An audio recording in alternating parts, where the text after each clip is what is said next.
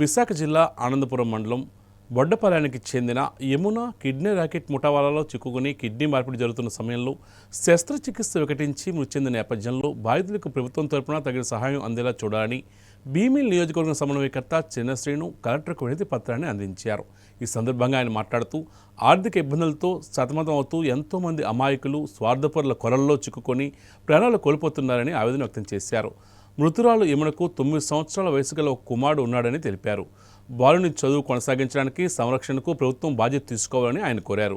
యమున మృతికి తగిన న్యాయం జరిగే విధంగా చూడాలని డిమాండ్ చేశారు. ఈ కార్యక్రమంలో భీమిలి నియోజకవర్గం వైసీపీ నాయకులు కార్యకర్తలు పాల్గొన్నారు.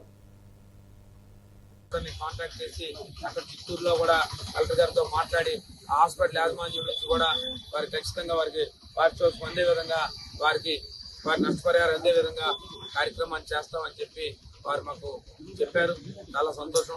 తప్పకుండా మరి ఆ కుటుంబాన్ని ఆదుకోవాలని చెప్పి జిల్లా కలెక్టర్ గారి ద్వారా ప్రభుత్వాన్ని తెలియజేస్తా ఉన్నాను. ఈ జిల్లాలో ప్రభుత్వం ప్రజాప్రతినిధులు తెలియజేస్తా ఉన్నాను.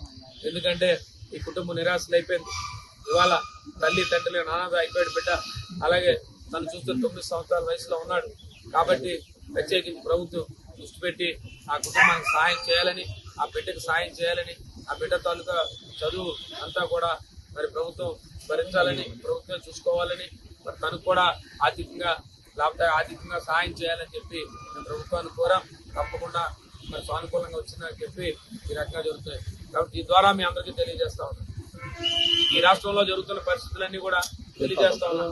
ఈ రకంగా ఎక్కడెక్కడో మాయ మాటలు చెప్తూ, ముఖ్యంగా ఎవరైతే అభాగ్యులు ఉంటారో, ఎవరైతే ఇలాంటి వ్యక్తుల్ని మరి ఆసరా చేసుకొని వాళ్ళకి లేనిపోయిన మాయ మాటలు చెప్పి, ఇలాంటి మోసపూరితమైన మాటలు చెప్పి వాళ్ళ తాలూకు అవయవాల్ని దోచుకునే విధంగా ఈ రకంగా చేస్తున్న ముఠా ఏదైతే ఉందో మరి ప్రభుత్వం దీని మీద దృష్టి పెట్టాలి.